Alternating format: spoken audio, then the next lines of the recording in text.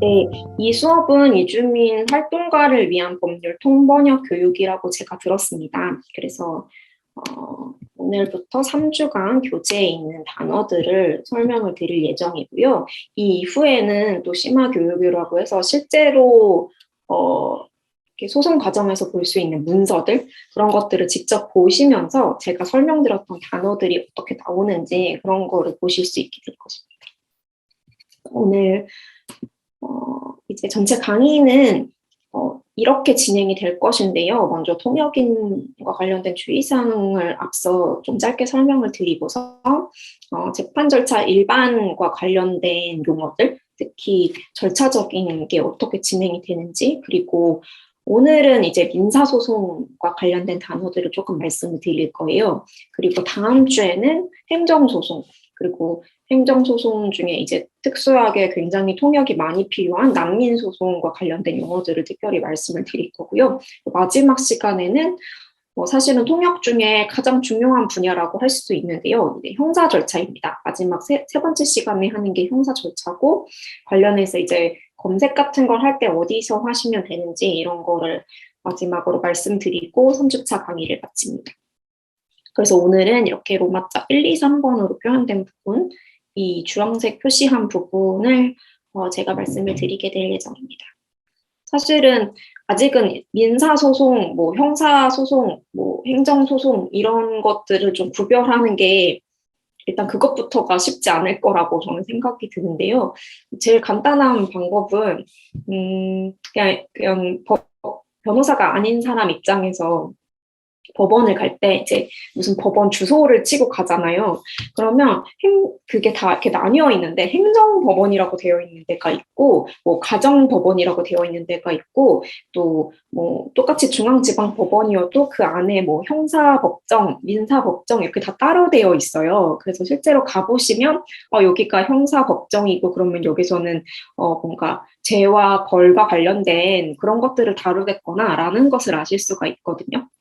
그게 변호사가 아닌 사람 입장에서는 좀 제일 쉽게 구별할 수 있는 방법인데, 좀 관련된 절차들이 어떻게 다른지는 이제 차차 말씀을 드리도록 하겠습니다.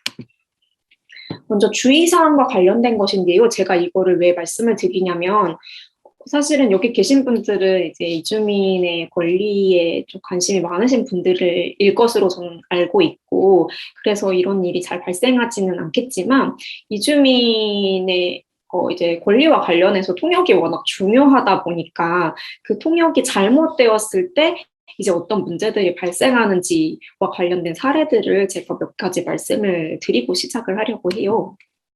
그래서 이런 통역인 주의사항은 이제 통역 윤리에 있는 굉장히 기본적인 사항인데요. 사실은 제가 저도 이제 이주민 대리를 할 때 거의 대부분 통역을 받아서 진행을 하는데, 한국어를 아주 잘하시는 극히 일부의 분들이 있는데, 저는 그런 경우에도 통역을 받으시라고 권해드리기는 하거든요. 왜냐하면 이제 모국어와 아닌 경우는 좀 차이가 있을 수 있기 때문에, 특히 형사 절차의 경우에는 통역을 받는 것이 더 저는 좋은 것 같더라고요. 그런데 제가 실제로 그래서 여러 차례 통역을 받아서 진행을 해보면 통역을 아주 잘하시는 분도 있지만 좀 제가 봤을 때는 아쉽다 이런 부분들이 있는데, 이게 그 언어적인 그런 능력보다도 태도라고 할까요? 그런 부분이 아쉬운 경우가 종종 있어요. 예를 들면 되게 공정하게 통역을 진행을 해야 되는데 수사기관에 가보면 이 수사기관이랑 이제 자주 거기서 통역을 하는 사이다 보니 되게 친한 거예요, 경찰이랑. 그러면 이제 제 의뢰인이 피의자로 조사를 받아야 되는데, 피의자라는 건 이제 그 범죄 혐의를 받는 사람이거든요. 근데 그러면 굉장히 통역인이 적대적인 지위에서 경찰의 말을 옮기는 것에 불과한 그런 통역을 받게 될 수도 있거든요. 그리고 예를 들면 이제 난민 그 면접을 본다. 그런데 통역인이 그 난민과 좀 적대적인 그런 관계에 있다면, 이렇게 무슨 말을 했을 때 실제 저는 그런 거를 이제 관련 기록에서 보기도 했는데, 뭐 당신이 하는 말은 거짓말인 것 같다, 이렇게 통역인이 중간에 막 말을 가로채서 막 말을 똑바로 하라고 이런 식으로 막 훈계를 하는 그런 경우들도 있거든요. 그래서 그런 일이 정말 있을까 싶지만 되게 이렇게 가끔씩은 일어나는 일이기도 합니다. 그래서 이게 굉장히 윤리적이고 좋은 말을 써놓은 것 같지만 그래도 좀 유의를 하시는 게 좋지 않을까 싶습니다. 특히 공정함을 유지하는 것 제가 말씀을 드렸고 비밀 누설을 하면 안 되는 것도 있습니다. 이제 소송이나 수사와 관련된 절차와 관련해서 통역을 하는 경우에는 굉장히 내밀한 얘기를 많이 하게 되거든요. 그래서 그런 얘기는 거기서만 이루어지고 그 이외의 공간에서는 이루어지면 안 되겠죠. 그리고 이제 통역인이 말이 통하는 사람이다 보니까 이주민들이 그 통역인에게 이렇게 그 자리에서 있었던 일 이상으로 이렇게 상담을 더 하려고 하는 경우가 있어요. 근데 그러면은 뭐 이 앞으로는 뭐 어떻게 되는 거냐, 내가 뭐 변호사를 선임해야 되냐, 막 이런 것들을 막 물어볼 수가 있거든요. 근데 그거를 이제 뭐 얘기를 할 수도 있겠지만 사실은 그 통역인은 변호사는 아니기 때문에 그 법률 절차적인 부분을 조언을 하게 되면 나중에 그 사람이 문제가 생겼을 때 원망을 하게 되는 경우가 있거든요. 그 통역인은. 그래서 저는 그런 부분에서 이제 통역 이상의 상담은 하지 않는 것이 좋다라고 말씀을 드리고 있고요. 그 다음에 이제 제가 아까 말씀드렸던 혼내는 거. 중간에서 이렇게 거짓말하지 마라 이렇게 얘기를 한다든지 뭐 그 정도는 아니더라도 지금 뭐 되게 주의해서 말을 해라 뭐 이런 식으로 말을 하면 나중에 너한테 불리하다 이런 식으로 얘기는 하는 경우도 있거든요. 그래서 그런 것도 주의를 하셔야 됩니다. 하지 않도록요. 그리고 통역은 한 당사자가 한 말을 그대로 얘기를 해야 되기 때문에 이제 메모를 쓴다든지 해서 그대로 말을 빠뜨리지 않고 또 더하지 않고 통역을 하는 것이 중요합니다. 그리고 관련해서 미리 읽을 수 있는 자료가 있다면 미리 읽고 와서 특히 어려운 단어 같은 거를 좀 미리 검색을 해보신 뒤에 하시는 것도 권유되는 방법입니다. 저는 이제 당사자랑 이제 소송 준비를 하면서 특히 뭐 난민소송 같은 경우에는 준비를 하면서 통역인 도움을 받고 관련 이제 사건 개요라든지 그런 자료들을 조금 보내드려요. 통역하시는 분한테. 그럼 이제 그분이 그런 관련된 자료들을 보시고 여기서는 이런 단어를 미리 좀 찾아보고 가야겠구나라고 생각을 하시고 오시는 경우가 있거든요.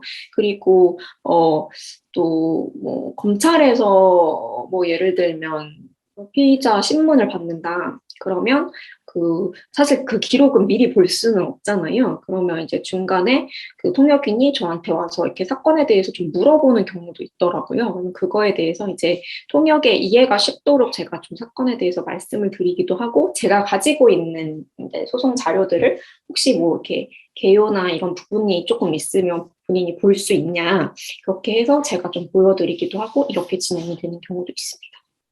그리고 통역인도 사람이기 때문에 이렇게 듣다가 잘 못 들을 수도 있고 이렇게 모르는 단어가 나올 수도 있어요. 당연히 그럴 수 있잖아요. 뭔가 전문 용어가 나올 수도 있고 그러면 이렇게 본인 때문에 이렇게 진행되는 것에 흐름이 끊긴다고 생각해서 중간에 다시 이렇게 못 물어보시는 분들이 계시더라고요. 그래서 못 들었을 때는 제가 잘 못 들었는데 한 번만 다시 말씀을 해달라고 하시거나 그 단어 제가 잘 들은 게 맞나요? 이 단어가 그 단어인가요? 이렇게 확인하고 진행을 하는 것은 전혀 문제가 없습니다. 그것보다는 흐름이 끊기는 것보다는 사실은 제대로 이렇게 통역이 되는 것이 더 중요하기 때문에 그런 부분은 걱정하실 필요가 없습니다. 그리고 말이 길어지면 적당히 끊는 게 좀 필요합니다. 사실은 통역이 이렇게 메모도 하기는 하지만 아무리 메모를 해도 이게 전 문장을 다 받아 쓰는 게 아니기 때문에 전에 했던 말이 조금 한 3분 이상 지나면 잘 기억이 안 날 수가 있잖아요, 당연히. 근데 가끔 보면 정말 길게 말씀을 하시는 분들이 있으세요. 근데 이제 그런 분들은 통역을 받은 경험이 없다 보니까 어느 정도를 말을 해야지 통역이 되는지를 잘 모르기 때문에 그렇게 말씀을 하시는 경우가 많아요. 근데 물론 이제 되게 잘 그런 것들을 캐치하시는 분들은 앞에 한 2, 30분 정도 통역을 받아서 진행을 하고 나면 그 다음에는 이제 문장을 어떻게 끊어서 말을 하면 되겠다라고 생각을 하고 하시는데, 그렇게 안 하시는 분도 이제 여러분도 통역을 해보신 경험이 있다면 아시겠지만 많이 있으세요. 이게 말이 길어져도 내 말을 다 통역을 해주겠지라고 생각하고 말씀을 하시는 경우가 있는데 그분의 말이 제대로 통역이 되는 것이 중요하기 때문에 길어지면 여기까지 말씀하시고 제가 통역을 한 다음에 다시 말씀을 하시는 게 좋겠다 이렇게 얘기를 하는 것이 좋습니다. 그리고 통역은 그 자리에 참석한 사람 중에서 가장 말을 많이 하게 되는 사람이에요. 왜냐하면 이제 두 쪽이 보통 있고 이쪽에서 말을 한 거 그대로 통역을 한 다음에 또 이 사람이 말하면 또 그대로 통역을 해야 되고 통역을 하는 동안 이 사람은 쉬거든요. 근데 이제 통역이는 계속해서 전달을 하다 보니까 거기에 있는 사람 중에 가장 말을 많이 하게 되는 사람이 돼요. 그러니까 이제 중간중간에 쉬자 이렇게 말씀을 하시는 것이 저희에게도 도움이 됩니다. 그래서 예를 들면 2시간 내내 말씀을 하시면 너무 힘들잖아요. 근데 그보다 길게 진행되는 절차가 굉장히 많기 때문에 중간에 제가 너무 힘들어서 좀 물 좀 마시고 화장실을 다녀오겠다 이렇게 얘기하시는 것은 괜찮습니다.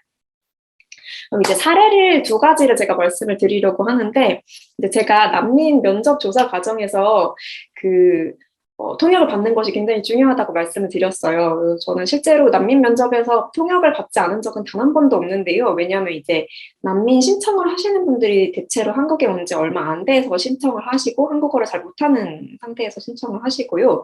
또 제가 앞서 말씀드렸다시피 한국어를 잘 하시는 편이라고 하더라도 저는 그대로 통역을 받기 위해서, 그대로 진술을 하기 위해서는 통역을 받는 것이 더 좋다라고 말씀을 드립니다. 특히 본인이 잘하는 언어가 여러 개 있다고 하더라도 그 중에서도 가장 잘하는 언어, 모국어로 통역을 받으시는 것이 가장 좋다고 안내를 드리고 특히 그 모국어가 굉장히 소수 언어여서 통역인을 구하기 어려운 경우도 있거든요. 그러면 저는 그런 경우에는 이중 통역을 받아서라도 본인 모국어로 말씀하시라고 말씀을 드려요. 그래서 이중 통역을 받는 경우도 가끔은 있습니다. 진짜 통역인 못 구하는 경우에 예를 들면 아주 소수 언어를 영어로 번역하실 수 있는 분은 있는데 한국어로 번역하실 수 있는 분은 없다. 그러면 영어로 통역을 하신 뒤에 영어 통역인은 조금 많으니까 영어에서 한국어 이렇게 받는 경우가 있습니다. 근데 통역을 잘 못하는 분이 오시거나 모국어가 아닌 언어로 얘기를 하는 것보다는 저는 오히려 그렇게 받는 게 더 정확하게 통역이 되는 것 같다는 느낌을 몇 번 받기는 했었습니다. 그래서 이 사례는 기사화가 여러 차례 되었던 사례라서 들어보신 분도 있을 수 있습니다. 이 사례는 어떤 거냐면 사실은 이건 통역인만 잘못한 것은 아니고 통역인과 그보다는 이제 법무부 직원들이 굉장히 잘못해서 난민 면접이 잘못된 그런 사례입니다. 그래서 이게 재판 과정에서 난민 절차의 이제 재판 과정에서 난민을 인정해달라고 하는 내용의 소송에서 이게 뭔가 잘못되었다라는 것이 인식이 되었고 재판 과정에서 판사님이 이런 식으로 절차를 진행하는 거는 완전 무효다. 이런 식으로 할 수는 없다라고 해서 절차를 전부 다 취소하고 다시 처음부터 하도록 했습니다. 그래서 이 절차에서 좀 피해를 입으셨던 분들이 나중에 구제가 되기도 하셨는데요. 이 사건은 어떤 사건이냐면 난민과 관련해서는 이제 본인이 뭐 그 나라에서 어떤 일을 겪었는지, 그 나라에서 어떤 일이 일어나고 있는지, 예를 들면 뭐 시리아 난민이다 하면은 그 나라에서 뭐 전쟁이 있고 본인이 뭐 징병을 당했고 그런 것들을 이제 진술을 하게 되겠죠. 근데 그 과정에서 본인이 이제 진술한 거랑 이제 거기에 이제 난민 면접 조서라고 하는 일종의 속기록 같은 거를 작성을 하거든요. 그러면 이제 그 내용이 굉장히 중요하게 판단이 돼요. 그래서 이 사람이 난민인지 아닌지를 판단하는데 그 조서가 사실상 가장 중요한 증거라고 봐도 지나치지가 않은데요. 이분이 이제 그 법무부에서 인정을 못 받고 나중에 이제 소송을 하려고 보니까 그 조서에 한국어로 써 있을 거 아니에요.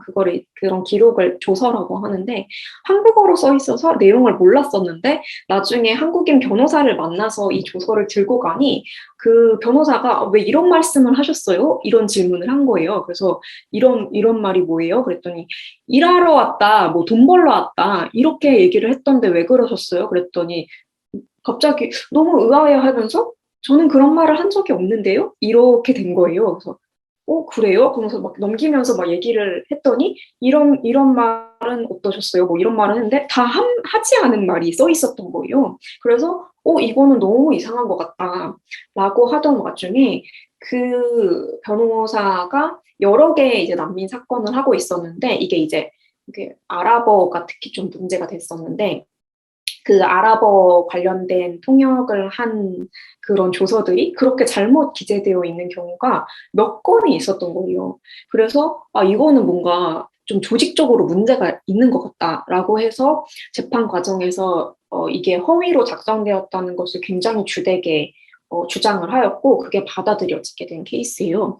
그래서 이 기사가 지금 보이시는지 모르겠는데 만약에 핸드폰으로 보면 잘 안 보이실 것 같아서 말씀을 드리면 예를 들면 이분은 이제 수단 출신의 남성인데 면접에서 그러니까 군인들이 이제 통치하는 정부가 군부죠. 이제 군부 세력의 민간인 살해 지시, 그러니까 민간인을 살해해라 이런 지시를 받고 그거를 못하겠다고 하고 탈출해서 왔다. 이렇게 신청서에 썼는데 그 조서에는 일하면서 돈 벌기 위해 한국에 왔다. 이렇게 전혀 다르게 써 있는 거예요. 당연히 난민은 일하러 온 사람은 아니기 때문에 난민 신청 과정에서는 본인이 왜 처음에 한국에 오게 됐는지를 진술할 때 이런 일하러 왔다는 얘기는 하지 않거든요.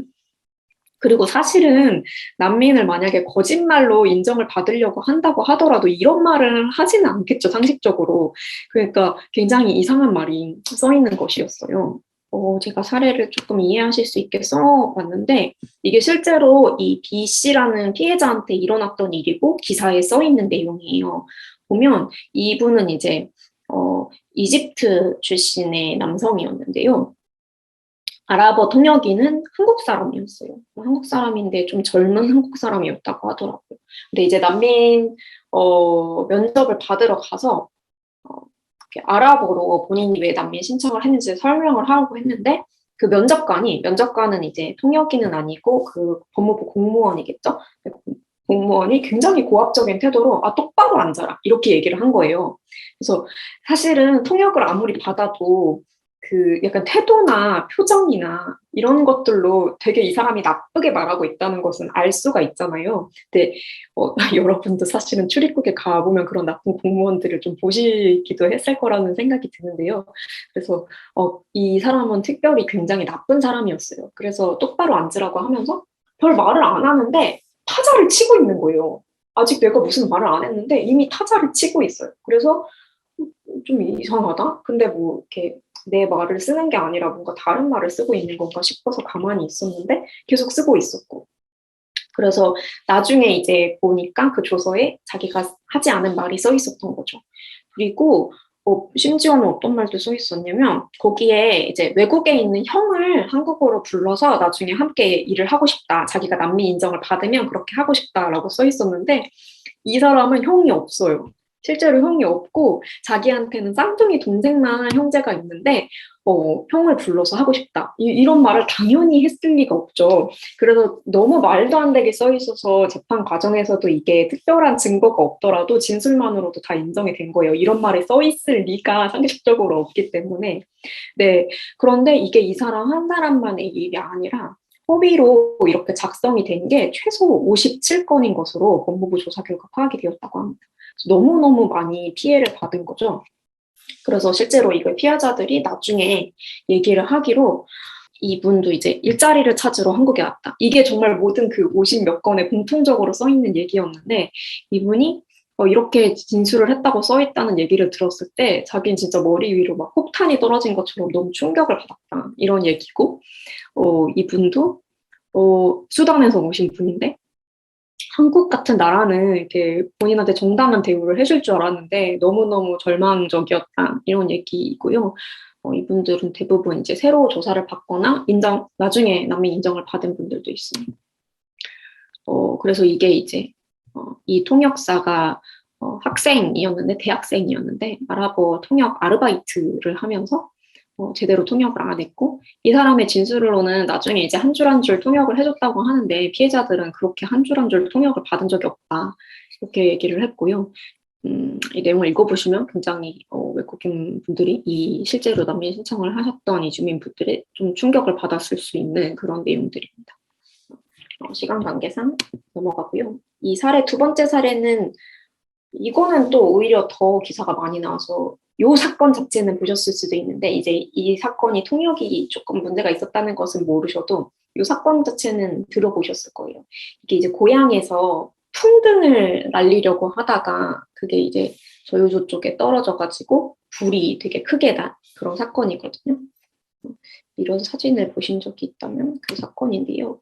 이게 관련해서 어떤 문제가 있었냐면 경찰 조사를 받는데 이분이 경찰 조사를 하면서 통역을 받았겠죠. 통역을 받았는데 통역인한테 나중에 이 피의자가 돌아가고 난 뒤에 이 통역사한테 이 사람이 거짓말하는 것 같아요? 이렇게 막 물어보면서 거짓말하는 것 같아요?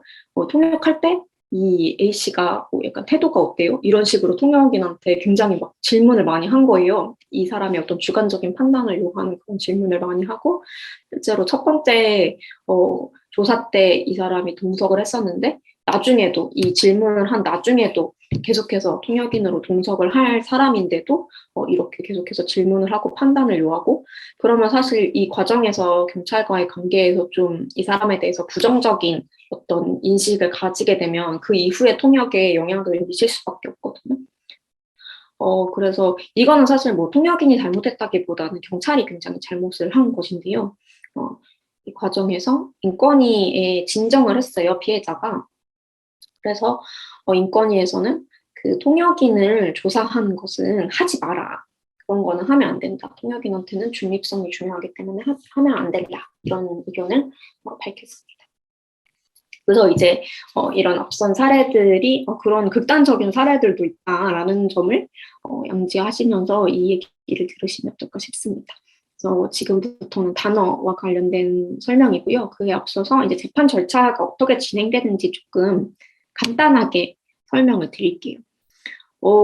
법과 관련돼서 이제 통역을 할 수 있는 분야는 크게 이제 주되게 뭐 이런 분야들이 있는데요. 일단은 수사 받는 거가 좀 많이 있고요. 이주민이 피의자이거나 뭐 피해자도 경찰에서 진술을 할 수 있기 때문에 피해자이거나 그래서 뭔가 수사와 관련돼서 연관이 돼 있다. 뭔가 고소를 했다. 혹은 고소를 당했다. 이런 경우에 수사와 관련해서 통역이 필요하고요. 그다음에 변호사를 선임해야 되는 경우에는 그 변호사랑 말이 통해야 되니까 변호사 면담을 할 때 이제 통역이 필요하고 또 법원에서 소송이 진행될 때 통역이 필요합니다. 그리고 이제 난민 관련해서 절차 진행을 하는 경우에 통역이 필요합니다. 그런데 이제 법률 용어 통역은 제가 말씀드렸지만 전문 용어가 굉장히 많고요. 그 맥락이 없이 이렇게 써 있는 경우에는 이렇게 좀 추격해서 내용들이 써 있는 단어가 많다 보니까 전문 용어라는 게 사실 다 그렇잖아요. 그렇다 보니까 이 앞뒤의 내용을 봐도 이 용어 자체를 모르면 무슨 말인지 잘 이해하기 어려운 경우가 많이 있어요. 그리고 이렇게 수사를 받는 과정에서는 이렇게 논리적으로 말을 하기가 사실은 좀 어렵고요. 그리고 발화하는 과정에서 이제 오류가 있을 수 있기 때문에 법률 용어 통역이 굉장히 어렵습니다. 그래서 이런 게 예시인데요. 소를 제기하였다라고 변호사는 되게 말을 많이 하는데 이게 변호사가 아닌 사람들은 할 법한 문장이 사실은 아니거든요. 이런 말을 쓰는 경우를 못 보신 분이 저는 더 많을 것 같아요. 그래서 실제로 이게 뭐 최근은 아니고 예전에 이렇게 재판정에서 법정에서 이렇게 소와 관련된 얘기를 하는데 이렇게 내용이 진행되는데 이게 이제 제가 아직 단어를 설명 안 드려서 뭔지 잘 모르겠는 분들도 있을 텐데요. 그냥 이제 그냥 요 문장만 보고 계세요. 근데 이제 법정에서 통역을 하는 과정에서 이렇게 다 같이 이렇게 듣고 있는데 뭔가 제대로 통역이 되는 것 같지 않은 그런 느낌이 드는 거예요. 그래서 이상하다 하는데 이제 서로 언어를 모르니까 계속 잘 모르던 와중에 나중에 보니 이 소라는 단어를 그 동물 음매하는 소 있잖아요. 그걸로 통역이 계속 되고 있었던 거예요. 그래서 그래서 이제 그거를 나중에 깨닫고, 지금 소를 뭐라고 번역하신 거죠? 막 이렇게 막 확인을 해보니 그 소가 카우로 번역이 되고 있었던 거예요. 그래서, 그게 아니라요 하면서 이제 소가 소송이라는 뜻이다. 라는 점을 이제 얘기를 한 거고, 하고서 이제 다시 통역이 되니까 이제 다시 진행이 되었는데, 사실은 소송이라는 이 소라는 단어가 그 변호사와 관련된, 법률과 관련된 용어 중에는 되게 기본적인 단어이지만 일반적으로는 쓰지 않는 단어이기 때문에 사실은 좀 번역이나 통역이 어려운 그런 단어라고 할 수 있겠습니다. 그런데 그리고 제기하였다는 말도 좀 어려운 말이죠. 제기는 이제 여기 보시면 이제 소를 이제 이렇게 내서 그거를 이렇게 소가 일어나게 했다. 약간 이런 뜻이거든요. 소송을 이제 시작을 한다는 그런 뜻이에요. 근데 제기라고 하면 한국에서는 뭐 이렇게 장난감 제기도 있고 그 제사와 관련된 제기도 있고 오히려 이 제기는 좀 소송 과정에서 많이 쓰는 제기이기는 한데 좀 익숙하지 않은 사람들은 잘 모르는 단어인 것 같습니다. 근데 이제 법률 용어가 이런 단어만 있는 것은 아니고요. 쉬운 단어들도 있어요. 익숙한 단어들도 있기 때문에 익숙한 단어들부터 차근차근 공부를 하시면 이제 어려운 단어까지 다 마스터 하실 수 있을 것 같습니다. 보시면 이제 재판과 소송이라는 단어가 있는데 이제 이거는 제가 네이버 국어 사전에 바로 검색을 해봤더니 이렇게 나오더라고요. 그러니까 재판은 뭐냐면 소송이 있고 그 그러니까 소송은 다툼이죠, 다툼.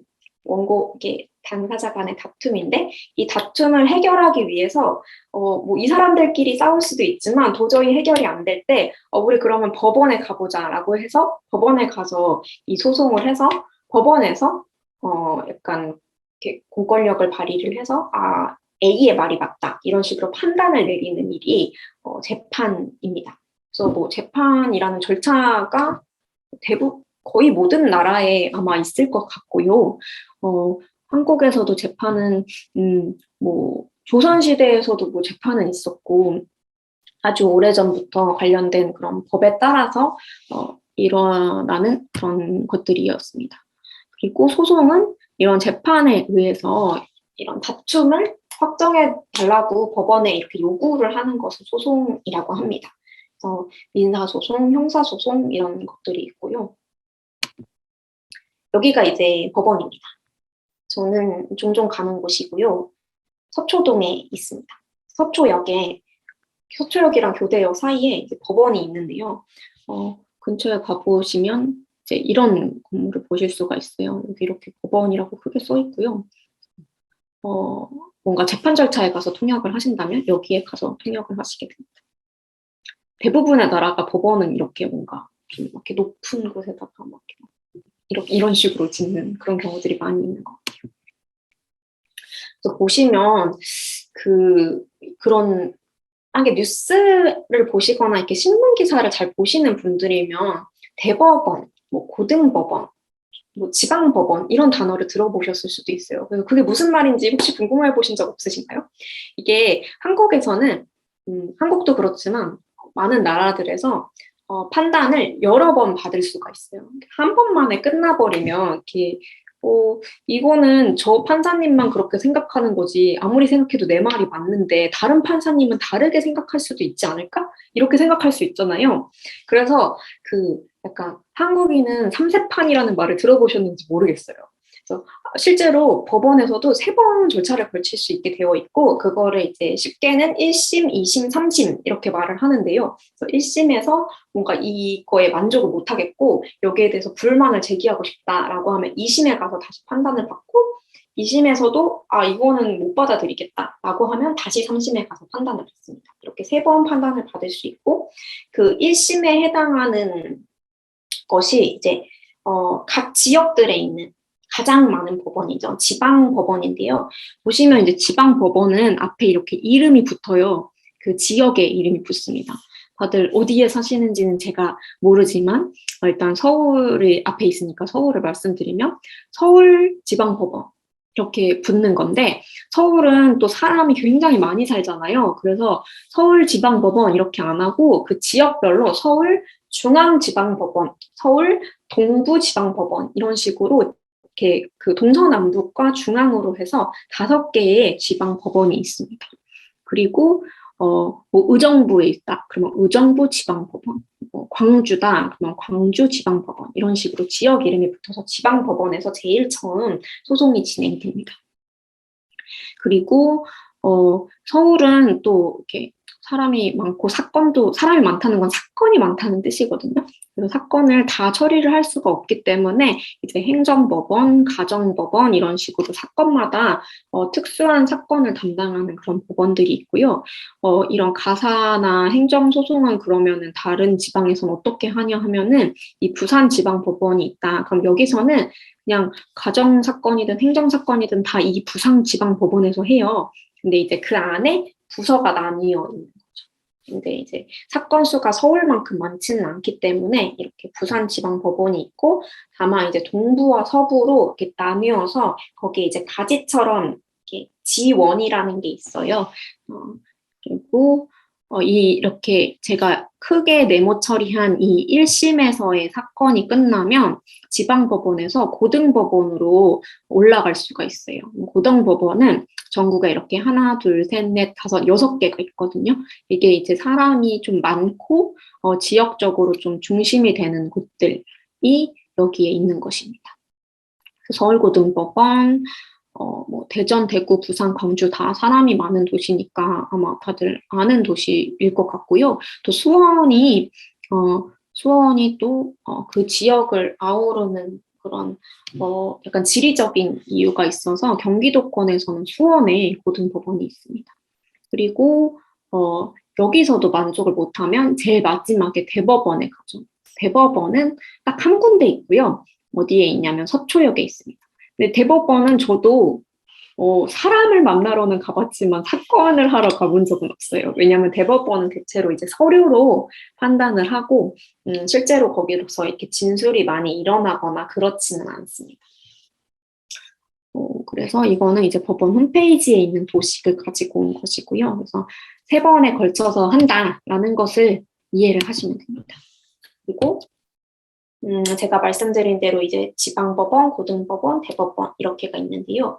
이런 법원이 이렇게 나누어서 사건을 하고 있는 것들과 관련해서 그러면 제 사건이 어디로 가야 될까요? 뭐 제가 만약에 뭐 부산에 있는 어떤 사람한테 부산에 있는 제 친구한테 제 친구가 돈을 빌려가서 안 줘요. 그러면 부산에 있는 사람한테 소송을 하고 싶어요. 그러면 어디서 해야 될까요? 서울에서 해야 될까요? 부산에서 해야 될까요? 이게 뭐 사실 답은 되게 여러 가지가 있기는 한데 제일 기본적인 답은 그 소송을 받는 사람, 그러니까 제가 소송을 해서 이 부산에 있는 그 친구가 있는 주소지에서 보통은 해요. 그게 이제 관할이라고 부르는 것인데요. 어느 법원에서 담당할지 요 관이 약간 그 공공기관 할 때 그 관인데 이 법원이 그 역할을 어떻게 나누고 있는지가 이 관할이라고 생각하시면 돼요. 그래서 관할이라는 단어를 이 소송을 시작할 때는 좀 많이 쓰는 단어이거든요. 그래서 어디 법원에 가게 될 것인가, 어느 법원에서 사건을 담당하게 될 것인가. 서울 지역에 있는 부부가 이혼을 하려고 해요. 그러면 어디에 가야 될까요? 아까 서울에는 가정법원이 있다고 말씀드렸죠. 이제 이혼이나 뭐 양육과 관련된 그런 집안에서 일어나는 일과 관련된 송사는 가정법원에서 하거든요. 그래서 이혼을 하려면 이제 가정법원에 가서 소장을 제출을 하게 됩니다. 그게 이제 관할이라고 부르는 것이고요. 그 이외에 이제 행정법원, 가정법원 이런 특수한 사건을 하는 법원들이 있고 행정법원이랑 가정법원 혹시 어디 있는지 아시는 분 계신가요? 지나다가 보실 수가 좀 없는 자리에 있기도 한데 양재역에 있습니다. 양재동 아시죠? 양재동. 양재역에 있습니다. 그리고 헌법재판소가 있죠. 헌법재판소는 뭔가 법이 헌법에 좀 안 맞게 되어 있는 것 같다든지 어떤 공공기관에서 뭔가 헌법에 위반해서 내 권리를 침해한 것 같다든지 그럴 때 이제 재판을 받는 곳이 헌법재판소이고요. 이 사진이 제 기억이 정확하진 않지만 아마 헌법재판소 사진인 것 같아요. 제가 붙여 넣을 때는 생각했었는데, 네, 헌법재판소 사진인 것 같습니다. 헌법재판소 공식 홈페이지에서 가져온 사진인 것 같아요. 네. 여기는 근데 뭐 특별히 가실 일도 없거니와 통역을 할 일도 아마 없을 것 같은데, 이제 안국역 근처에 되게 좋은 동네에 있어요. 요게 이제 절차인데요. 그러면 민사 절차랑 형사 절차랑 뭐가 다를까? 실제로 통역을 할 때 단어가 좀 다르게 쓰이기 때문에 좀 헷갈립니다. 실제로 통역을 해보시면 왜 약간 뭔가 처음 듣는 것 같은 단어를 얘기를 한다든지 좀 헷갈린다, 절차가, 이렇게 생각이 들 수가 있는데, 이게 좀 약간 민사에서 어떤 단어를 쓰는지, 형사에서 어떤 단어를 쓰는지, 말하자면 약간 법조인들 사이에 약속을 한 거예요. 그래서 이게 왜 이렇게 다르게 쓰이는지는 제가 설명을 드리기 어려워요. 왜냐하면 이렇게 약속을 한 것이기 때문이죠. 민사 소송 절차는 제가 앞서 말씀드린 것처럼 이렇게 A랑 B랑 이제 개인 간의 문제가 발생했을 때, 물론 여기 개인에는 뭐 회사라든지 뭐 이렇게 기관도 들어갈 수가 있는데, 어쨌든 뭔가 싸움이 생겼다, 다툼이 생겼다, 의견이 뭔가 아무리 얘기를 해도 말이 안 통한다. 그러면 이제 분쟁을 해결하기 위해서 가는 것이 이제 민사 소송이고, 형사 소송은 그런 다툼과 관련된 것은 아니에요. 형사 소송은 뭔가 죄를 지었다든지 이 사람이 죄를 지었다는 것을 밝히고 교도소에 보내기 위한 그런 절차가 이제 형사소송 절차이고요. 여기서 이제 보시면 당사자를 다르게 불러요. 그래서 소송 절차에 가보면 법원에서 실제로 피고, 원고 이렇게 부르고요. 원고는 이제 소송을 제기한 사람이고 피고는 소송을 당한 사람이거든요. 그리고 형사소송 절차에서는 근데 이것과 달리 당사자가 이제 죄를 밝히려고 하는 검사, 그다음에 죄를 지었다고 혐의를 받고 있는 피고인, 이렇게 재판을 받고 있는 사람, 이렇게 두 당사자가 이렇게 재판정에 있고 가운데 판사님이 있습니다. 그래서 판결 결과도 이런 식으로 이제 내용이 달라요. 그래서 제가 민사만 이제 집중해서 말씀을 드리면, 판결이 이게 A 씨가 원고로 소송을 제기해서 제 소송이 이겼어요. 그럼 보통 그냥 승소라고 하기는 하는데, 승소했어요, 이겼어요, 이렇게도 말을 하지만, 그 판사님은 그런 단어를 쓰지 않습니다. 판사님은 판결 그 청구를 인용한다고 하거든요. 인용이 이제 받아들인다는 뜻이잖아요. 네. 인용이라고 하면 받아들인다는 뜻이기 때문에 원고가 이겼다는 뜻이에요. 이제 각하나 기각이라고 하면 받아들여지지 않았다는 뜻입니다. 그래서 받아들여지지 않았다는 거는 원고가 패소했다는 뜻이겠죠. 근데 이제 패소, 승소라고 하면 이제 좀 헷갈리는 게, 이게 당사자가 두 명 있는 거다 보니까 원고가 승소했으면 피고는 패소했겠죠. 그래서 이제 승소, 패소는 이제 당사자의 입장에 따라서 다른 거고, 요 이제 단어는 누가 이겼는지를 정확하게 그 법조인들은 알 수 있는 단어예요. 그래서 이 인용이라는 단어는 원고가 이겼다는 뜻이고, 기각이 되었다고 하면 기각은 원고 청구를 안 받아준 거거든요. 기각이라고 하면 피고가 이겼다는 뜻이 됩니다. 그리고 이제 재판 절차 과정에서 이제 법원에 가서 이렇게 말을 하게 되겠죠. 그게 이제 변론, 말을 해서 내 논지가 이렇게 맞다고 말로 하는 그걸 이렇게 날짜를 잡아서 합니다. 그게 이제 변론 기일이고요. 그리고 서면은 제가 아까 소송을 제기할 때 소장을 낸다고 했는데요. 소장이라는 뭐 예를 들면 제 친구가 돈을 빌려갔으니까 저한테 갚아야 된다라는 내용이 적혀 있는 그런 문서가 소장입니다. 그리고 제가 소장을 내고 나면 상대방인 피고는 그에 대해서 아니다, 뭐 내 5월에 빌린 것은 사실이나 나는 8월에 갚았다, 이렇게 얘기를 할 수도 있잖아요. 그런 이제 피고의 주장이 담긴 것이 답변서고요. 이제 원고의 주장은 소장에, 그리고 이제 이게 진행되는 과정에서 더 하고 싶은 말이 있을 수도 있잖아요. 그러면 이제 이거를 이제 준비 서면이라는 문서에 담아서 내게 됩니다. 그리고 변호사는 소송 과정에서는 그 판사님이나 이제 그 기일에서 변호사 이렇게 부르지는 않고 소송을 대리하고 있는 사람이라고 해서 소송 대리인이라고 부릅니다. 근데 이게 이제 형사소송 절차에서 보면 변호사를 변호인이라고 하거든요. 그래서 조금 다르게 쓰이고 있다는 점을 말씀을 드려요. 형사소송 절차는 나중에 이제 세 번째 3주차에 말씀을 드릴 거기 때문에 지금은 좀 헷갈릴 것 같아서 이 단어를 설명드리지는 않고요. 행정소송은 일단 민사소송과 형사소송을 어떻게 구별하는지는 말씀을 드렸죠. 네, 행정소송은 이렇게 양 당사자 간의 다툼이기는 한데 이 당사자 중에 한 명이 그 국가기관이에요. 그러면 이제 그거 이제 행정소송으로 가는 경우가 있어요. 제일 많이 하는 거는 뭐 세금을 내라고 이게 어디 국세청에서 지시를 했는데 이 세금은 내가 안 내도 되는 세금이면 다툼이 생길 수 있잖아요. 그게 이제 전형적인 행정소송이거든요. 뭐 그런 거일 수도 있고, 제일 통역이 많이 일어나는 건 사실은 이제 난민소송인데요. 난민소송도 이제 법무부가 난민에 대해서 판단을 하잖아요. 그럼 이제 그 판단에 대해서 받아들이지 못하겠다라고 하면은 소송을 하게 되는데, 그게 이제 법무부에 대해서 난민 신청자가 하는 소송이죠. 그래서 한쪽 당사자가 법무부, 국가기관이기 때문에 그 국가기관의 행위에 대해서 국가기관이 한 처분에 대해서 다투는 경우에는 행정소송이라는 것을 하게 됩니다. 그래서 이 행정소송은 어쨌든 이렇게 양 당사자 간의 다툼이기 때문에 이게 형사소송은 당연히 아니잖아요. 그래서 민사소송의 일부라고 봅니다.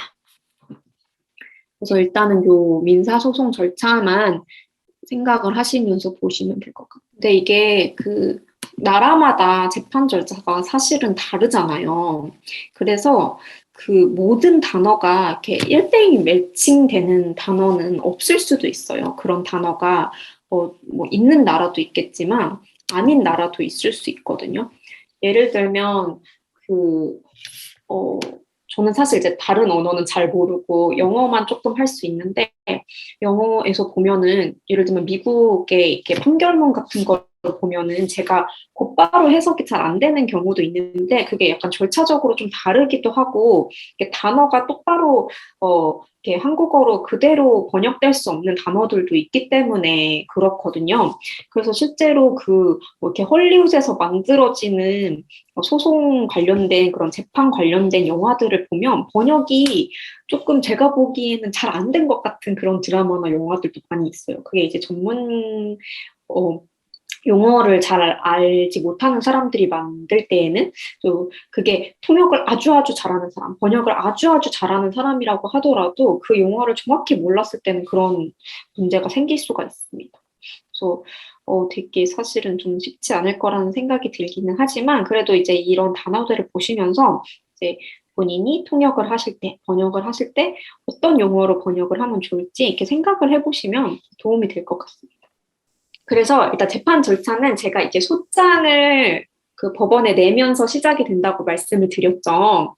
소장을 접수를 합니다. 접수는 이제 다 어느 곳에서나 보통 이제 뭘 내면 이렇게 접수를 하잖아요. 그럼 이제 이 소장이라는 서류를 접수를 하면 제가 요거는 이제 전자소송이라는 그런 인터넷으로 할 수 있는 제도가 생기기는 했지만 이제 우편으로 하는 걸 기준으로 좀 말씀을 드릴게요. 그래서 소장으로 접수를 하면 제가 낸 서면을 그 상대방한테 보내줘야 되겠죠. 그래서 그거를 보내주는 것을 이제 송이 보내는 거잖아요. 그래서 보내주는 것을 송달이라고 합니다. 보내서 달이 이제 도달하다 할 때 달자거든요. 그래서 도착을 하는 거예요. 송달. 그러면 보내서 상대방이 그걸 받습니다. 받고 나면 이제 어느 쪽에 말이 맞는지 들어봐야 되겠죠. 그 듣는 거를 직접 만나서 듣습니다. 그것이 이제 변론 기일이고요. 직접 이제 말로 해서 이루어진다고 해서 변론 기일이라고 하고, 그다음에 이 얘기를 충분히 들었어요. 그러면 변론이 종결됩니다. 끝납니다. 이런 변론이 끝나고 나면 판결이 내려지고요. 판결이 내려지면 예를 들면 제가 500만 원을 빌려줘서 그 사람이 안 갚았다라는 것이 확인이 되고 나면 이 집행이라는 거는 실제로 그렇게 하는 거예요. 500만 원을 저한테 돌려주는 거. 계좌이체를 하든 뭐 현금으로 주든 저한테 돌려주는 거. 그게 이제 집행입니다. 이 집행이 사실은 그런 제가 말씀드린 현금적인 부분들이 문제가 되는 경우는 거의 없고, 이제 부동산 같은 거. 예를 들면 아파트를 뭐 돌려줘야 되는 그런 사이들도 있을 수가 있거든요. 예를 들면 뭐 임차를 줬는데 임차인이 뭐 나가라는데 안 나가요. 근데 임차인 입장에선 할 말이 있어요. 나는 2022년 6월까지 살기로 했는데 이 사람이 5월에 나가라고 했다. 그래서 안 나간 거다. 라고 해서 이렇게 막 다툼이 생겼어요. 그럼 이제 어느 쪽 말이 맞다고 해가지고 예를 들면 원고가 이겼어요. 그러면은 부동산을 피고가 넘겨줘야 되겠죠. 그런 경우에 이제 집행 절차에 들어가게 됩니다. 이게 이제 임의로 이제 당사자 간에서 하라고 하고 임의로 집행을 안 하게 되면은 실제로 법원에서 공무원들이 나와서 집행 절차를 진행을 하게 됩니다. 저한테 질문이 왔는데 500만 원을 돌려주겠다고 하고 안 돌려주면요. 안 돌려주면 문제가 되죠. 안 돌려주면 강제 집행 절차에 들어갑니다. 그러니까 사실 현금이 이렇게 문제되는 경우는 잘 없고 사실 500만 원 때문에 소송을 하는 경우는 잘 없고 이렇게 좀 간단한 절차로 진행을 하는 경우가 많은데 그런 경우에도 강제 집행 절차를 진행을 할 수가 있어요. 예를 들면은 이제 압류 신청을 해가지고 압류가 이제 이렇게 묶어두는 거거든요. 예를 들면 뭐 어떤 채무 관계가 있어서 그 은행 계좌 같은 거를 묶어버릴 수가 있어요. 그러면은 그 사람이 일상생활을 하는데 불편함이 있잖아요. 그래서 그걸 풀기 위해서는 500만 원을 갚아야 되는 그런 것들이 이제 강제 집행이라고 부르는 절차예요. 그리고 이제 재판 절차 관련해서는 아까 소가 소송이라고 했죠. 근데 소송을 취소하는 걸 취하한다고 합니다. 제가 소송을 냈는데, 내고 나니까 갑자기 친구가 나타나서, 내가 지난번에 돈 안 준 거는 미안했어. 내가 그냥 돈 갚을 테니까 우리 더 비용 쓰지 말고, 그냥 여기서 종료하자. 그러면 제가 만족을 했잖아요. 그러니까 사실은 소송 절차가 꼭 법원에서 절차가 만족되어야 되는 것은 아니고 당사자 간에도 만족이 될 수 있어요. 그러면 소송을 더 이상 하는 게 의미가 없으니까 그걸 이제 제가 취소하는 걸 취하한다고 합니다.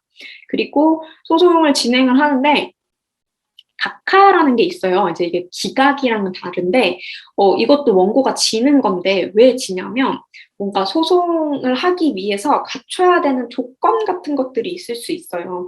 뭐, 예를 들면, 아까 그 관할이라는 게 있다고 했죠. 법원에 이제 이렇게 담당하는 그런 곳들이 있는데, 예를 들면 행정법원에다가 소송을 내야 되는데, 제가 가정법원에 가서 소송을 냈어요. 그러면 이거는 우리 담당이 아니기 때문에 안 받아줘. 이런 게 이제 각하거든요. 근데 대부분 이제 법원에서는 다른 법원으로 사건을 옮겨주기도 하는데 그걸 이송이라고 부릅니다만 이송이라는 거 이제 이사라면 이제 본인들이 집을 옮기는 걸 이사라고 하잖아요. 근데 소송을 옮기는 건 이송이라고 해요. 그래서 이송을 해주는 경우도 있지만 법원에서 이렇게 조건을 안 갖춘 잘못된 소송이니까 우리는 그냥 아예 그 내용에 대해서는 판단도 안 하고 안 받아준다. 이게 각하예요. 그러니까 내용적으로 뭐 누가 돈을 빌려줬는지 갚았는지 아니면은 뭐 집을 나갔는지 안 나갔는지 이런 거는 아예 판단도 안 해보고 이제 형식적으로 봤을 때 뭔가 조건을 안 갖췄다. 그러면 각하가 됩니다. 소송 요건 중에 뭐 예를 들면 뭐 사람이 소송을 해야 된다. 이거 되게 당연한 것 같잖아요. 근데 예전에 들어보신 분이 계실까요? 도롱뇽이 당사자였던 적이 있어요. 왜냐면 이거는 이제 도롱뇽만 당사자였던 것은 아니고 시민들도 함께 당사자였었는데 저쪽에 어느 지역이었는지 제가 생각은 안 나는데 서울에 어디서 이제 터널을 뚫는데 거기가 이제 도롱뇽 서식지였대요. 그래서 이제 시민단체에서 소송을 제기하면서 뭔가 의미를 담아보고자 이제 도롱뇽이 함께 소송을 제기하는 것으로 했는데 당연히 도롱뇽이 제기한 부분은 각하가 되었습니다. 사람이 소송을 제기해야 되기 때문입니다. 이런 이제 형식적인 조건들을 갖추지 않은 걸 각하라고 합니다. 실제로 소송 과정에서는 더 복잡한 그런 요건들이 있기는 하지만 네, 일단은 뭔가 갖추지 못해서 내용을 살펴보지 않고 원고가 지는 경우 이게 이제 각하입니다. 그럼 이제 원고가 보통 이제 청구를 한다고 하는데 법원에 이제 청하는 거예요. 제 말이 맞다고 들어주세요. 이렇게 청구를 하게 되고요. 그럼 청구가 받아들여지는 것을 인용이라고 하고 받아들여지지 않는 것을 기각이라고 합니다. 그래서 청구 인용은 원고가 이기는 것이고 청구 기각은 원고가 지는 거예요. 그런데 원고가 지거나 뭐 피고가 지고 나면 둘 중에 한 명이 계속해서 다투고 싶을 수 있죠. 제 말이 맞는데 판사님이 잘못 판단하신 거예요. 이러고 다투고 싶을 수 있겠죠. 그러면 이제 2심에 고등법원에 갑니다. 그게 이제 고등법원에 가는 이제 불복 방법을 항소라고 하고요. 대법원에 가는 것은 상고라고 합니다. 그래서 1심에서 2심에 가는 건 항소, 2심에서 3심에 가는 건 상고입니다. 그렇게 말하기로 정했어요. 그래서 제가 이거를 왜 그렇게 얘기하는지는 더 설명을 드리기가 어렵습니다. 그리고 이제 법원에서 내리는 판단, 그거를 판결이라고 하고요. 이 판결은 대부분 이제 이런 청구를 한 경우에 내려지는 판단이 판결이고요. 가끔 이제 결정이라고 나오는 것도 있는데 이 결정은 따로 선고를 안 해요. 그러니까 선고가 이제 보통 이제 미디어 같은 데서 보시면 판사님이 뭔가 땅땅땅 하면서 이렇습니다 이렇게 얘기를 하잖아요. 뭐 예를 들면 형사 절차에서는 피고인은 5년형에 처합니다. 이렇게 하면 그게 이제 판결이거든요. 그걸 선고한다고 하거든요.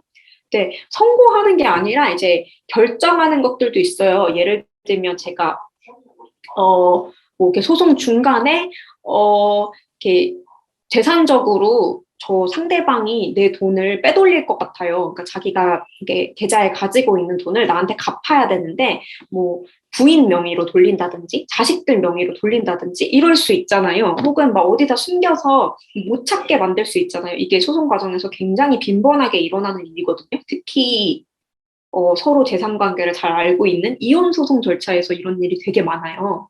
그러면 어떻게 하냐면 중간에 돈을 빼돌리지 못하게 그 계좌의 이렇게 흐름을 막아버리는 그런 처분을 할 수가 있거든요. 그걸 이제 가압류라고 부르는데 그냥 이렇게 완전 압류는 완전 뺏는 건데 앞에 가짜가 붙는다는 건 약간 임시로 한다는 거예요. 가짜라는 뜻인데 가짜 압류인데 완전 그런 건 아니고 임시로 압류를 한다는 뜻이에요. 그래서 가압류를 하고 나면 그 가압류를 하겠다는 거는 이제 판단이 내려지는 게 아니라 결정이라는 그런 절차로 하게 됩니다.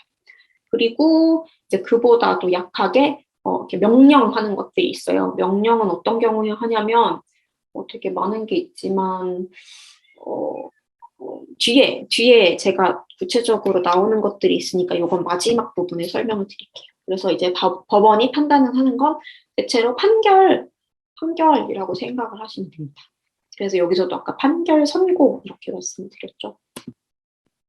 또 재판과 관련된 사람들이 있습니다. 이거는 그래도 조금 그나마 익숙한 단어들이 좀 있는데요. 일단 법원에 있는 판사가 있죠. 법정에 들어가면 이렇게 그 가운데 약간 높은 데에 앉아 있는 뭐 세 사람인 경우도 있고 한 사람인 경우도 있는데 그 사람 이제 뭔가 이렇게 옷을 이렇게 검은색 약간 여기는 보라색인 그 검은색 옷을 입고 있어서 눈에 띄게 구별을 할 수 있는 판단을 하는 사람들이 있습니다. 얘기를 듣고서 판단하는 사람들. 그 사람들이 이제 판사이고요. 소송을 제기한 사람은 원고, 그 상대방은 피고라고 부릅니다. 근데 이제 일상적인 용어로는 이제 제가 원고를 대리하면 그 상대방 이렇게 얘기를 하고 피고를 대리하면 원고를 가리킬 때 상대방 이렇게 상대방이라고 얘기를 많이 하고요. 제가 이제 대리하고 있는 사람은 제 의뢰인이라고 얘기를 많이 합니다. 그래서 이게 이제 예를 들면 변호사가 그 당사자랑 상담을 하는 과정에서 이런 용어를 많이 쓰기 때문에 이게 이제 누구를 가리키는 것인지 확실히 인식을 하고 통역을 해야 합니다. 그리고 이제 통역인이 있고요. 그다음에 이제 대리인, 소송 대리인. 아까 민사 절차에서는 변호사를 소송 대리인이라고 부른다고 말씀을 드렸어요. 소송 대리인, 그리고 변호사가 있고요. 그다음에 이제 형사 절차에서는 그 사람들은 이제 변호인이라고 부릅니다. 피고인을 변호하는 사람을 변호인이라고 부릅니다. 그리고 이제 뭐 미성년자는 이제 사람을 가리키는 거라서 요 교재에 있는 단어 중에 일단 여기 넣어놨는데 미성년자가 뭔지는 다들 아시죠?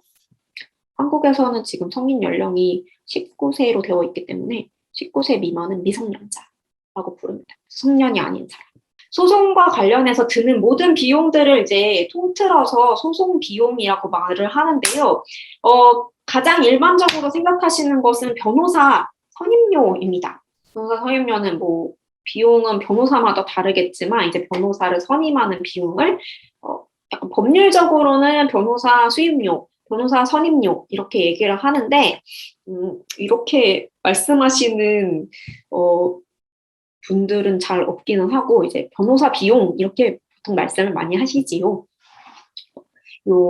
만약에 변호사가 수임료가 얼마입니다, 뭐 선임료가 얼마입니다라고 말하면 이 변호사가 소송을 하는데 자기가 받을 돈이 얼마다라고 얘기하는 거라는 걸 알고 통역을 하시면 되고요. 그 다음에 이제 송달, 인지, 뭐, 이런 비용들이 있는데, 이게 뭔가 하면은, 그 소송 비용은 보통 변호사 선임하는 비용만 생각을 하지만, 그거 말고도 되게 부수적으로 드는 비용들이 있어요. 예를 들면, 소송 시작할 때, 그 소송 접수를 하고 나면 법원에서 최소 막 몇십만 원을 내라는 그런 약간 영수증 같은 걸 받거든요. 그래서, 이게 뭐예요? 라고 하면서 이제, 이주민 분들 중에 이렇게 좀 당황하시는 경우가 있는데, 그게 뭐냐면, 예전에는 이렇게 생긴 인지라는 우표 같은 게, 한국에 오래전에 오신 분은 우표를 보신 분도 있을 수가 있는데, 요새는 이제 우편을 안 쓰니까 우표를 잘 못 보시죠. 근데 이제 뭐, 외국에도 우표는 있을 테니까 그 스탬프 생각을 하시면 되는데, 한국에서 예전에 소송을 할 때 이렇게 종이로 주고받고 할 때는 요 인지라는 요 우표같이 생긴 애를 붙였었어요. 그래서 이게 국가기관에서 대신해서 보내주는 거기 때문에 이제 비용을 국가기관에 내고 국가기관에서 대신해서 이제 소송과 관련해서 이렇게 쓰는 비용이에요. 그래서 요걸 이제 인지라고 부르고요. 요 우표같이 생긴 친구를 인지라고 부르고 요 인지 비용을 인지대 이렇게 부릅니다. 근데 요거는 그렇게 비싸지 않은데 이제 송달하는 비용하고 합쳐서 이제 인지 송달료, 인지대 송달료 이렇게 부르는데 송달은 아까 그 상대방한테 보내는 비용이라고 했죠. 보내는 게 이제 송달이라고 했죠. 그래서 송달과 관련해서 드는 비용이 이제 송달료인데 이 인지는 소송 전체 가액이라고 부르는데 소송 전체의 규모라고 하시면은 이해가 쉬우실 텐데 예를 들면 500만 원짜리 소송과 50억짜리 부동산 소송은 되게 규모가 다른 소송이거든요. 그래서 50억짜리 소송에는 인지대 송달료를 더 많이 받아요. 그리고 작은 소송에는 인지대를 조금 받아요. 그래서 인지대 송달료가 얼마나 되냐 하면 재산적인 소송이 아니어도 이제 법원에서 소송의 규모를 평가하는 그런 기준들이 있거든요. 그래서 예를 들면 난민 소송이다. 그러면 난민이라고 인정을 해달라는 소송이잖아요. 그럼 그와 관련해서 이제 법원에서 쓰게 되는 그런 비용들이 있을 텐데 그런 걸 이제 소송을 제기를 할 때 미리 당사자한테 받아두는 거예요.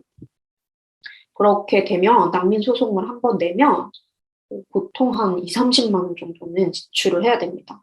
그래서 사실은 작은 돈이 아니죠.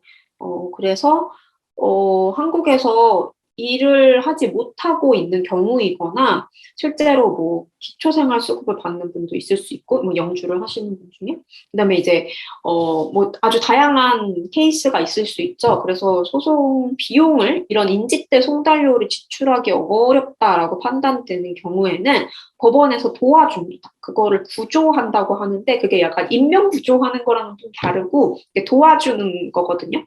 약간 법률 구조라는 게 이제 도와주는 구호랑은 다르죠. 그래서 구호는 더 그 인명 구조에 가깝고, 그래서 요거를 이제 법률 구조라고 부르고요. 이 인지대 송달료 비용에 대해서 소송 구조 신청이라는 걸 하면은 돈을 이렇게 나라에서 국가에서 대신해서 비용을 부담하는 그런 제도가 있습니다. 그래서 실제로 이제 제가 난민 소송 진행하면서 그 소송 구조 신청 많이 해요.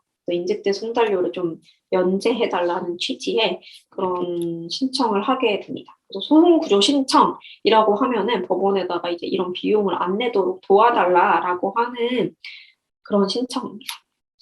그래서 이런 재반적인 비용들이 있다. 이런 인지, 송달, 이런 어려운 단어들을 쓴다는 점을 기억하시면 좋을 것 같습니다. 아까 제가 아주 간단하게 말씀을 드리긴 했는데요. 이게 이제 대한법률구조공단이나 그 법원 사이트에 들어가면 이런 서류들이 있어요. 양식도 기초적인 것들이 올라와 있는데요. 이게 뭔지 알아야지 내잖아요. 당사자 입장에서는. 그래서 이게 뭔지 이제 설명을 하는 게 필요할 수도 있는데요. 예를 들면 소장은 아까 말씀드렸죠. 원고가 법원에 제출하는 자기 주장을 담은 첫 서면. 제가 상대방이 내 돈을 빌려갔다. 혹은 뭐 상대방이 내 뭐 물건을 가져가서 돌려주지 않는다. 뭐 이런 것들. 뭐 아니면 뭐 손해배상 청구 같은 것도 할 수 있으니까 이 사람이 나를 치고 가서 뭐 자동차로 치고 가서 내 치료비가 나왔으니까 내 치료비를 물어줘. 이런 주장을 담은 첫 서면. 그것을 소장이라고 합니다.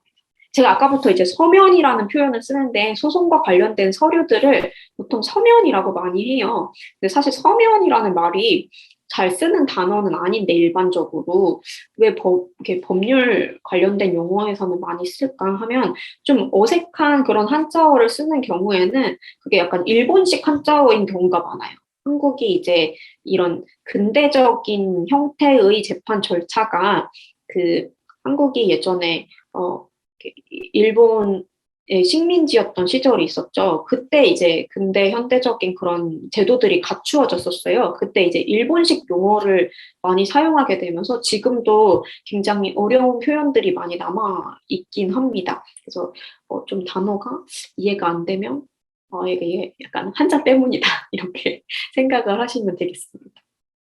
그리고 변호사를 선임하는 관련해서 변호사한테 내 재판 절차에서 내가 하고 싶은 말을 변호사가 다 해줄 거다라고 해서 이제 내 약간 권한이나 권리 같은 걸 양도해서 그걸 이제 위임한다고 하거든요. 내 걸 대신해서 해달라. 이거 이제 위임해달라고 하는데 그걸 이제 소송 위임장이라고 부릅니다. 그래서 소송 시작할 때 변호사나 대리인이 있다면 그 사람들이 대리인이다, 적법하게 대리권을 받았다라는 것을 증명할 수 있는 소송 위임장을 냅니다. 그리고 제가 소장을 위임장과 함께 내고 나면 상대방이 그에 대한 답변을 하겠죠. 그 답변을 담은 서류를 답변서라고 하고요. 그 이후에 이렇게 주고받게 되는 모든 서류들은 준비 서면이라는 형태로 나가게 됩니다. 이게 이제 기일에 가서 이런 말을 할 거라는 거를 내는 거거든요. 그래서 이제 그걸 준비 서면이라고 하고, 그 다음에 이제 서증이라고 부르는 게 있는데, 이제 문서로 된 증거들, 그런 것들을 서증이라고 부르고요. 내용 증명은 좀 이렇게 들어보셨을 수도 있는데, 이게 이제 꼭 재판 절차가 진행되지 않더라도 보내는 경우들이 있어요. 예를 들면 이제 약간 이게 좀 일종의 경고장 같은 거라고 생각을 하시면 돼요. 내가 몇 년, 몇 월, 며칠에 너한테 돈을 빌려줬는데 너가 나한테 안 갚았으니까 몇 월, 며칠자까지 돈을 갚지 않으면 내가 너한테 소송을 제기하겠다. 이런 식으로 내용 증명이라는 걸 보냅니다.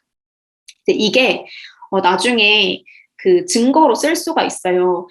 제가 뭐 몇 년, 몇 월, 며칠에 이걸 빌려줬다고 했고 거기에 대해서 언제까지 갚으라고 했는데 안 갚았기 때문에 내가 이렇게 소송을 제기하는 거고 그런 거 관련해서 이제 내용 증명은 이제 보통 이렇게 어디죠? 우체국에 가서 몇 월 며칠자로 이렇게 스탬프를 받아가지고 보내게 되니까요. 그거 자체로 이제 증명력이 있는 그런 증거라서 그걸 이제 보내는 그런 걸 내용 증명이라고 하고요.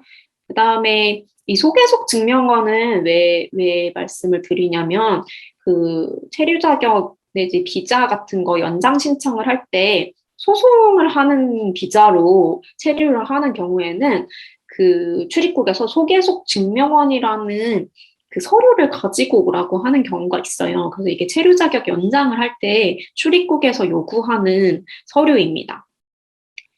그래서 이거는 법원에 가서 뗄 수 있는 서류이고요. 그래서 소계속 증명, 그러니까 소송이 계속 중이라는 것을 증명하는 서류죠. 이게 이제 이거를 제가 내용을 알아야 된다고 가지고 온 것은 전혀 아니고요. 그 법원에서 실제로 양식을 배부하고 있는 것들을 제가 가지고 와봤어요. 법원에서 이제 소장이라고 이렇게 생긴 이런 서면이 있어요. 보면 약간 이런 식으로 실제로 이렇게 생겼고요. 제가 쓰는 것도 뭐 여기 내용이 좀 길어질 수는 있겠지만 기본적인 양식은 이렇게 생겨서 이걸 이제 법원에 내게 됩니다. 여기 이제 원고가 누구인지, 뭐 어디 사는 사람인지, 피고는 누구인지, 어디 사는 사람인지 이런 게 써 있고요. 여기 주민등록번호가 있는데 이거 옛날 양식이라서 그런 것 같고 지금은 주민등록번호를 쓰도록 요구하지는 않습니다. 근데 이렇게 주소만 잘 기재해서 보내면 되고요. 왜냐면 이 소장을 받았다는 걸 제가 송달을 해야 되잖아요. 보내야 되잖아요. 피고한테 보내야 되기 때문에 이 주소가 소송 과정에서는 굉장히 중요합니다. 원고도 피고가 답변서를 내면은 그 서면을 다시 받아야 되잖아요. 그래서 이 주소가 중요합니다. 주소를 제대로 써야 되고 주소가 바뀐 경우에 법원에 제깍제깍 알려주는 것도 중요합니다. 그렇게 되지 않으면 필요한 서류를 못 받게 되는 경우가 있기 때문에 제 의뢰인 중에도 그런 분들이 몇 분 있었거든요. 이제 주소가 바뀔 때 사실 저한테 얘기를 해주시면 제가 이제 출입국에도 이렇게 가서 주소 변경을 하셔야 된다 이렇게 안내를 하고 법원에도 관련된 서류들을 낼 텐데 그분이 그걸 얘기해야 된다는 걸 잘 모르시는 분들이 많으세요. 주소가 바뀌었다는 걸 얘기해야 된다는 걸. 그래서 특히 소송 중인 경우에는 주소가 바뀐 경우에 꼭 말씀을 하셔야 돼요. 특히 뭐 대리인이 없이 소송을 하시는 경우도 많이 있기 때문에 사실 대리인이 있으면 괜찮아요. 변호사가 대신해서 서류를 받을 거니까 괜찮은데 그게 아니라 본인이 혼자 소송을 하시는 경우에는 특히 센터 같은 데 상담 오시는 분 중에는 본인이 혼자 소송하고 계신 분들도 있죠. 난민 소송 같은 거라든지 뭐 그런 것들은 특히 주소가 변경되었을 때 꼭 신고를 해야 됩니다. 그리고 이제 이런 식으로 본인이 원하는 바가 무엇인지 쓰고 이제 그와 관련해서 이제 근거들을 쓰고 관련해서 뭐 예를 들면 뭐 돈을 달라는 거니까 뭐 무통장 입금증, 돈을 빌려줬던 거, 차용증서 이런 것들이 이제 여기 같이 증거들을 서류로 내게 되고요. 그래서 이런 식으로 소장이 생겼어요. 그래서 이렇게 지방법원에 낸다. 그래서 저는 소장이 생겼고요. 답변서는 이렇게 생겼습니다. 예를 들면 앞에 관련된 주소들이 다 써있기 때문에 보통 답변서에는 주소 안 쓰기도 합니다. 왜냐면 이 앞에 주소가 다 있으니까요.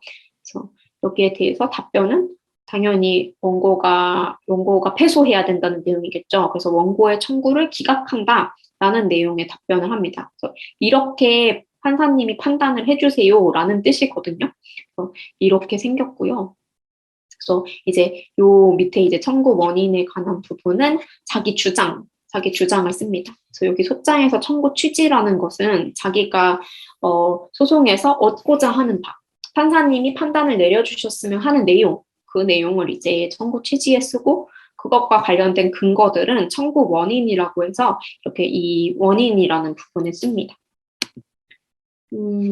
그래서 답변서는 이렇게 생겼고요. 여기 앞에 보시면 여기는 이렇게 뭐 땡땡 지방법원 이렇게 되어 있는데 이 뒤에는 뭐가 이렇게 잔뜩 붙어 있잖아요. 이게 이제 소장이 제출이 되고 나면 법원에서도 담당하는 부서가 정해지거든요.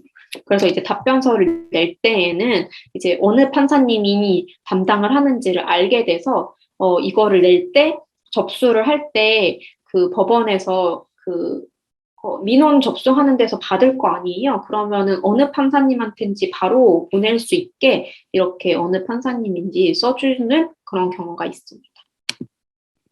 요 이제 내용 증명은 이런 식으로 생겼어요. 임대차 건물에서 보일러 누수가 되고 있으니 수리를 해달라라는 내용이고 이런 걸 보낼 때는 당연히 내가 누수되고 있다는 것을 정확히 알리고 내가 누수되어 있다고 얘기해서 수리를 해달라고 했는데 이 사람이 안 해줬다. 라는 것을 나중에 이 서류로 증명할 수 있는 거죠.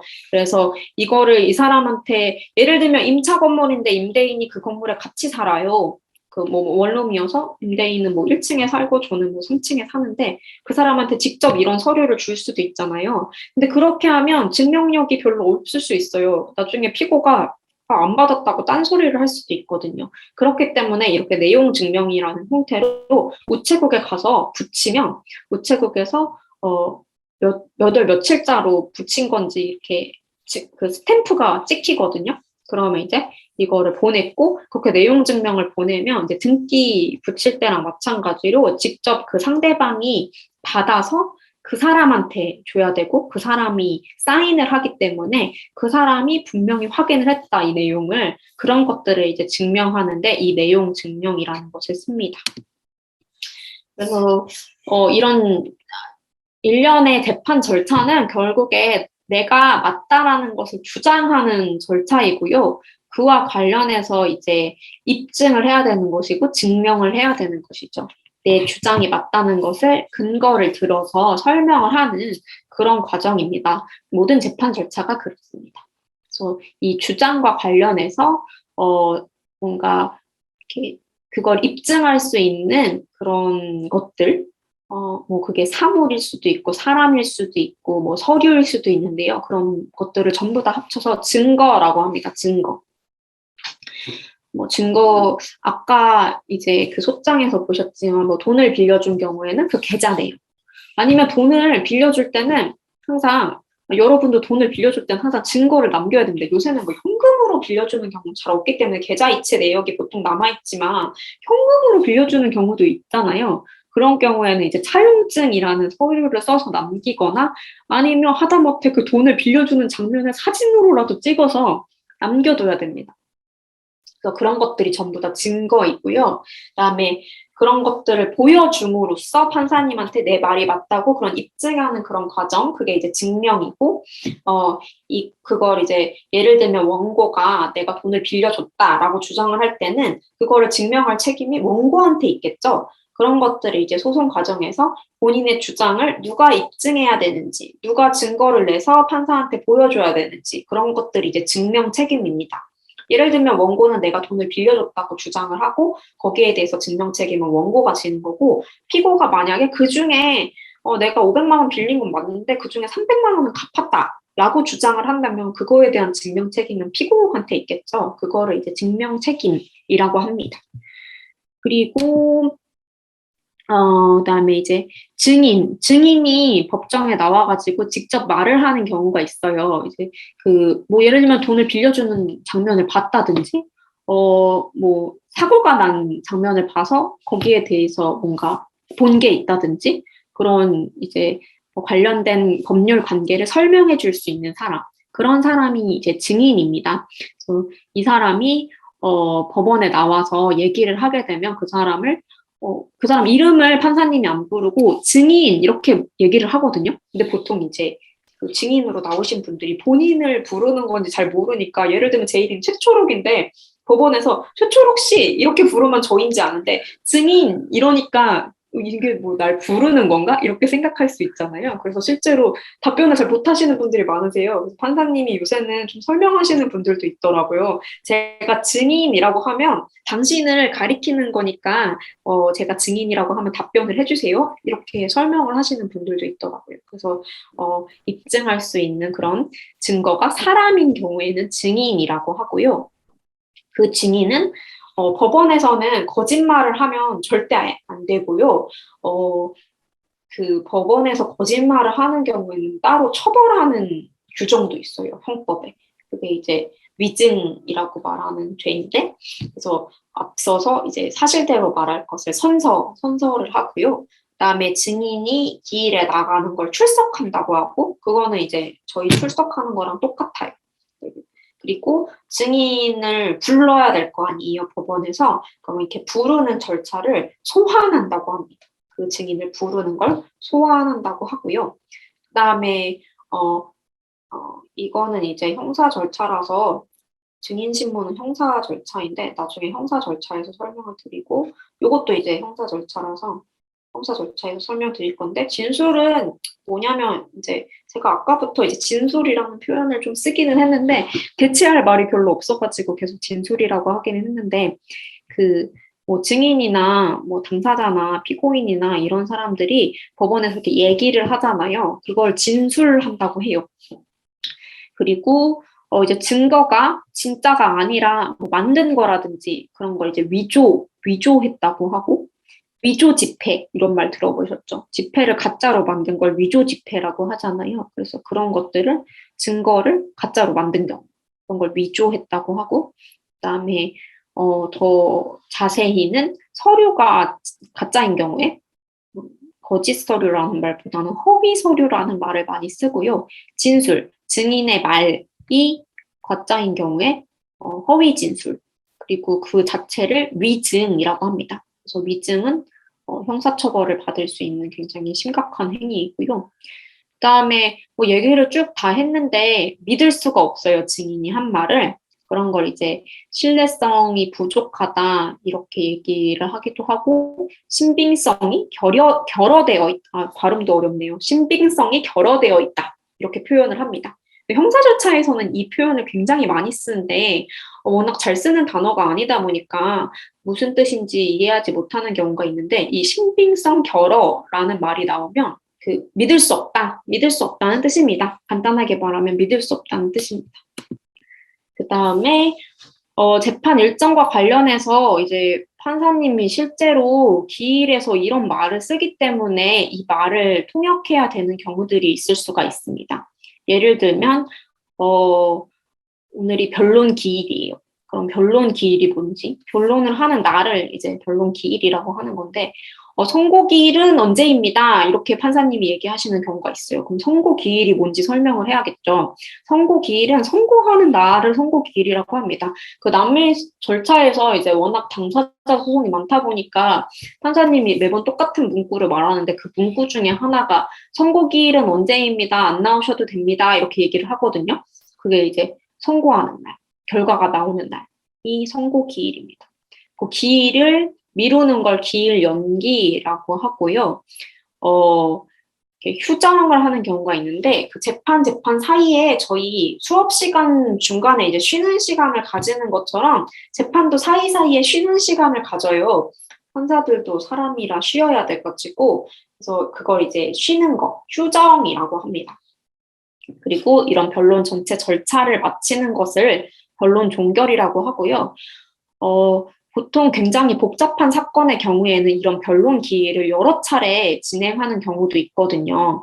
실제로 가보면 법원에 가보신 경험이 있으신지 모르겠는데, 생각보다 되게 아무것도 안 하고 끝나네? 이런 경우가 많거든요. 왜냐면은 서류로 다 냈고 판사님은 그거를 읽고 들어왔다는 전제에서 원고는 그 서면에서 낸 내용을 주장을 하는 거죠. 이렇게 확인을 하고 거기에 대해서 좀 이해가 안 되는 게 있으면 판사님이 좀 물어보는 경우가 있으나, 대부분의 경우에는 그 서면에 있는 내용으로 좀 가름을 하고 기일이 그렇게 끝나는 경우가 많아요. 그래서 뭐 짧게는 진짜 2, 3분 만에 끝나는 경우도 많이 있고요. 다만 이제 뭐 증인 신문을 해야 된다든지 그런 복잡한 뭔가 절차를 진행해야 되는 경우에는 진짜 몇 시간 동안 하는 경우도 있긴 합니다. 근데 그런 경우가 더 드물고요. 그리고서 이런 변론 기일이 여러 차례 이루어지고 나면 변론 종결을 합니다. 뭐 물론 이제 한 번만 변론 기일을 하고 종결하는 경우도 있습니다만 그렇고요. 그 다음에 이제 변론을 종결한 뒤에 선고를 안 하고 뭔가 좀 절차적으로 어떤 서류를 받아야 되는데 시간이 걸린다든지 그런 경우에는 다음 변론 기일 날짜를 안 잡고 관련된 서류가 오면은 추후에 변론 기일을 지정하겠다라고 해서 추후 지정이라는 것을 하는 경우가 있습니다. 변론 기일이 추정되었다 이렇게 변호사들은 표현을 하는데, 이 말을 들으면 대체로 의뢰인들이 무슨 말을 하는 건지 이해를 할 수가 없죠. 보통 그게 뭐냐면 이제 원래는 변론 기일이 끝날 때마다 다음 변론 기일을 잡거나 아니면 선고 기일을 잡아야 되는데 둘 다 안 하고 변론 기일을 나중에 정한다라는 것이 이제 추후 지정입니다. 그 추후 지정을 해두었다가 변론을 재개를 해서 기일을 정합니다. 그걸 이제 변론을 제기한다고 표현을 합니다. 그 기일 관련해서 기일이 언젠지 잡히게 되면 법원에서 통지서를 보내줘요. 이것을 이제 기일 통지서라고 합니다. 그리고 이제 마지막 슬라이드인데요. 그 외에 이제 이런 단어들이 있어요. 내용 그 교재 이제 뒷부분에 있는 단어들인데 제가 이제 앞에 어디에도 넣을 수 없는 단어들이어가지고 여기에다가 넣어뒀는데 이제 내용 증명은 아까 이제 우체국에 가서 증명하기 위한 그런 서류를 보낸다는 거 말씀을 드렸죠.